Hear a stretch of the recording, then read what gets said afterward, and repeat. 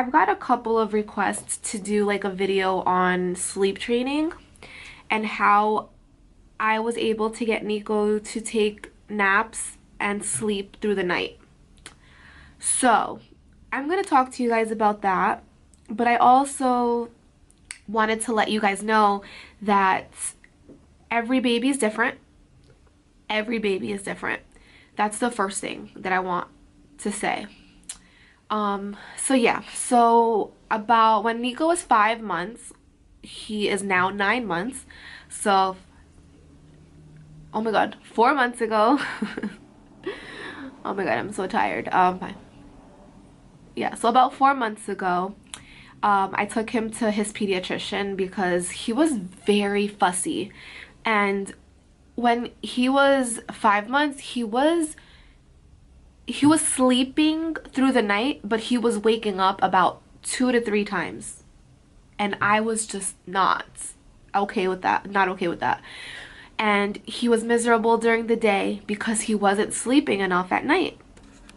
So I thought something was wrong with him because he was so fussy. Like, he wouldn't stop crying. Like, he was just like, I felt like he was crying 80% of his whole day. So I took him to his pediatrician just to make sure that everything was okay. And the pediatrician asked me a bunch of questions. He checked him out, did a whole exam, and it came back that he was fine. Like, nothing was wrong. He was okay. And then the pediatrician asked me, he said, is he sleeping through the night? And I said, no. I was like, he knows the difference between day and night, but he won't sleep through the night. He wakes up at least 2 or 3 times to eat because he's hungry. So the pediatrician told me, he's like, look, he should not be waking up in the middle of the night to eat. He does not need it anymore. He is 5 months. Doesn't need the nutrients at night anymore. So I told the doctor, all right, so what do I do? Like, do I just wean him off the milk? Like, what do I do? And he recommended I try sleep training him. And he also gave me a recommendation for a lady that does like a sleep trainer. So he recommended me to speak to her and see what she can help me with. Or he even told me I can do it myself. I can go to the bookstore, I can get a couple of books on sleep training, or even Google or YouTube. So I thought about it when I left the appointment, and I contacted the sleep trainer, and we had like a brief conversation. The lighting is better here. So yeah, we had a brief conversation about what she does and what she provides, and how much it costs. So I was very intrigued with the conversation with her, and she was awesome. She was a very nice lady. She knew what she was talking about, and that made me feel very comfortable. But then she told me how much it costs, and I was a little thrown off. I mean, I read a lot of reviews, and everyone said it's the best money they've ever spent to have their child sleep through the night. So I was willing to spend money to have somebody help me sleep train him. So I thought about it, and I told her, I was like, give me a couple of weeks and I'll get back to you. Then that night I talked to my boyfriend, and he's on board with me. He's like, look, we need to get it under control. He is waking up too many times just to eat, and I was gonna be going back to work soon. So I told him, I was like, I need my sleep. Like, I need to sleep. I need to be able to function. And he agreed and said, okay, like, let's try it ourselves first. Let's get a couple of books and let's see what we can do. So that's exactly what I did. I went to Barnes and Nobles and I got a book that the doctor recommended. I'll show you guys right now with the book that I have. Okay, so this is probably better. You can see me better here. So I'm going to show you guys the book that I got, and this is it right here. It's called Solve Your Child's Sleep Problems by Richard Ferber. He's a doctor, and he actually came up with the cry it out method, I believe, if you want to call it that. So maybe I should just backtrack a little bit. So we read the book, and pretty much we said to ourselves, okay, like, let's follow the steps. Let's see what we can do to, to get him to sleep through the night. So we went ahead and did also more research on Google. So we went on Google and we Googled like the cry it out method. There was a bunch of methods on Google, and this one was the one that stood out the most to us. I am not a fan of crying it out method because I don't want to hear my baby crying. It, first of all, gives me so much anxiety, like so much anxiety. And I mean, I just feel horrible. Like, I want my baby to know that I'm there for him and that he's okay and he's safe and nothing's gonna happen. So we kind of put our own little twist to it, and we went out and bought him a sleep sack. Now, I read online that the sleep sack helps with sleeping, and also it's better if you do have a sleep sack so that your baby doesn't need like a blanket or anything in the crib. So I'll insert a picture of the sleep sack that we use.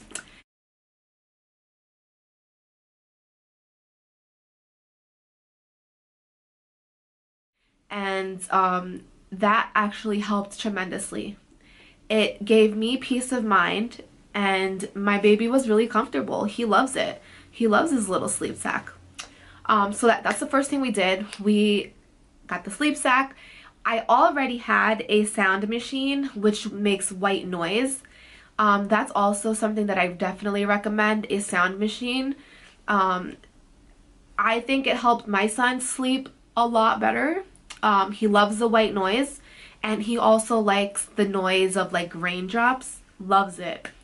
So yeah, we got the sleep sack, the white noise, and we just started putting him into his crib when he was about 2 months old. Yeah, I believe it was between 2 and 3 months. We transitioned him from his bassinet into his crib, and that was also a big game changer, his crib. He had more space to move around and just, do what he has to do. So another thing that we did as well is we had to, what's the word? Get his own room. His own room. So I was really anxious about this, about moving him from my bedroom into his own room. The doctor told me, he said, the baby can sense you. If you're sleeping in the same room as the baby, he's going to keep waking up in the middle of the night expecting you to be there. So the quicker you can move him into his own room, get yourself a baby monitor, and you can just monitor him while you're in your room. So when I heard him tell me that, I was like, I don't want him to have his own room yet. I was just anxious, and I just didn't want to leave him to leave me. But I had to do what was best for him. So I did. We got his room ready, and he sleeps in his own room as of that night that we started the sleep training. So I also believe that helped a lot. Having his own room, having his own space, him being able to sleep without any disruptions was a big game changer as well. So we did all of that, and now the last thing to do was basically follow this book here. The first night was scary, to say the least. So the first night, we followed his bedtime routine, which is also a big game changer as well. Get your baby a bedtime routine. It's essential bedtime routine. Whether it's just playing for a little bit, and then a bath, and then giving the baby a massage, and then giving the baby a bottle right before bed, and just reading a book and just mellowing out so that the baby knows, okay, it's getting close to bedtime. I know I'm tired. Let's do this. So I did that. We did the bedtime routine, and then it was time for bed. Now, Richard Ferber in this book, he mentions for the baby for self-soothing. So when I read that, I was just like, okay, so I've always been used to having the baby fall asleep in my arms before putting him into the crib, which was also something that was not helping with him sleeping through the night. So as soon as I read that, I said to myself, well, this makes a lot of sense because he doesn't know how to put himself back to sleep. So if he's laying in his crib, he doesn't know what to do because he's always used to being in my arms and me rocking him in the rocking chair to bed. So that first night, I gave him his bottle. I gave him, I believe it was like between 4 and 5 ounces. That's how much my baby takes before bed. Every baby's different, like I said before. So as soon as he was done with his bottle, I burped him, made sure he got everything out, and then I laid him down in his crib. I put him in his sleep sack, and I just laid him there. And I turned on the sound machine, and I leaned over, I gave him a kiss goodnight, and I said, "Good night, baby. I love you. I'll see you in the morning." And turned off the lights, and I walked out. He cried for maybe, I think it was about 10 minutes because he didn't know what was going on. He wasn't used to this. He was used to already being asleep before I put him in the crib or into his bassinet, whichever it was. And he was just really confused. So he was crying for like maybe 10 minutes, I want to say. And then he fell asleep. And then he lasted from about 7 p.m. Oh yeah, so that's one thing that I forgot to mention. So the Ferber method, which is also the cry it out method, if that's what you want to say, it's where the baby sleeps from 7 p.m. to 7 a.m. So that was like huge for me because I needed time for myself. All moms need time for themselves. So yeah, from 7 p.m. to 7 a.m. So I start the bedtime routine around 6:15, and then he's in bed by 7, asleep hopefully by 7:30, the latest. So I did that, and then he lasted until 11 p.m. So from about 7:30 until 11 p.m. he slept. He woke up at 11 p.m. screaming. So at that point, I knew that I wasn't able to go in there right away and pick him up because I wanted him to learn how to self-soothe. So I waited, from the time that he started crying, I waited 5 minutes. After those 5 minutes, I went into the room, I reached over the crib, and I pat him on his belly, and I said, "Baby, it's okay. I say, I'm sorry, but you have to go to sleep, okay?" And you just, you can just say whatever to comfort the baby. So I just, made sure that he knew that I was there and that I wasn't leaving him and that he was okay. Okay, so after that, I walked out of the room and then I waited 10 minutes. So each time you come into the room, you're going to wait in intervals of 5 minutes. So I started at 5, and now this time I was going to wait 10 minutes. 10 minutes later, he was still crying. My heart was breaking. My heart was breaking. Oh my God, my boyfriend couldn't handle it. I couldn't handle it. I think at one point my boyfriend even had to leave the house and like walk outside because he didn't want to hear him crying. But I knew that it was something that I had to do because I needed sleep and my baby needed to sleep as well. He needs his rest. So each time I went back into the room, I waited 5 more minutes, and then finally he put himself to sleep. And now this went on for about a whole week. But I stayed consistent. My boyfriend stayed consistent. So I knew that consistency was the key here. So it must have taken about a week before he understood that bedtime routine, his bottle, I put him in his bed and he falls asleep on his own.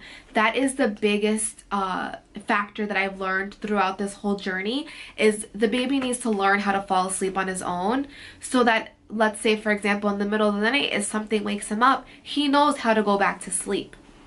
So that's pretty much it. I mean, it was about a week long process, but it really did help.